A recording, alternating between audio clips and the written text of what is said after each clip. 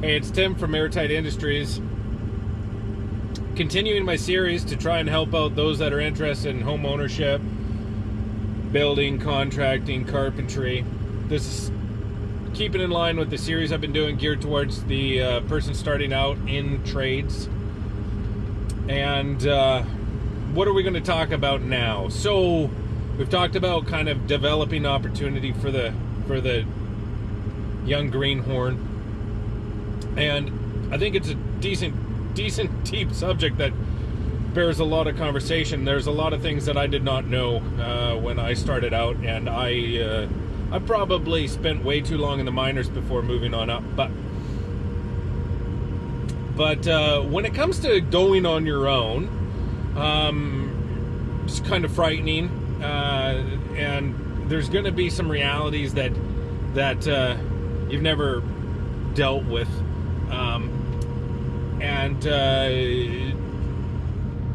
A can-do attitude is probably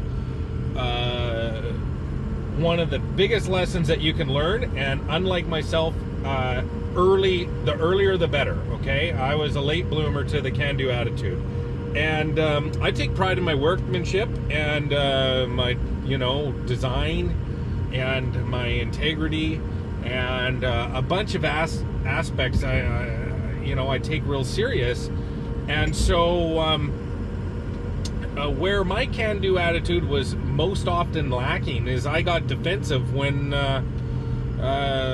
questioned. Okay, I failed to realize that it's very normal for people to question things,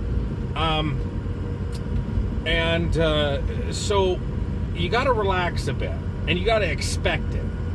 And one of the things that your boss or company owner, maybe you see him do this, maybe you don't see him do this, but one of the things that he's handling all the time that you may or may not be aware of is he's handling personalities. Okay, and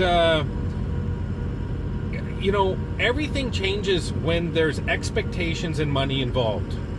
And one of the best things you can do is not react too abruptly to any of those that fall outside what you are expecting.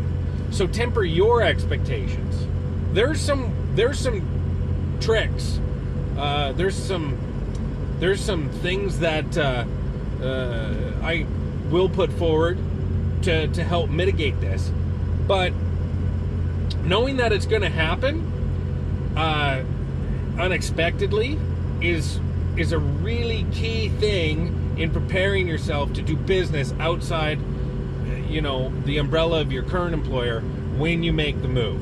Okay, so just know that part of your job is no longer going to be completing the task at hand. It's going to be managing the people involved, the expectations involved. And trust me, when there's money on the line, people will act differently. Okay, it's everybody's livelihood here, and I can't really prepare you. All I can do is share this so that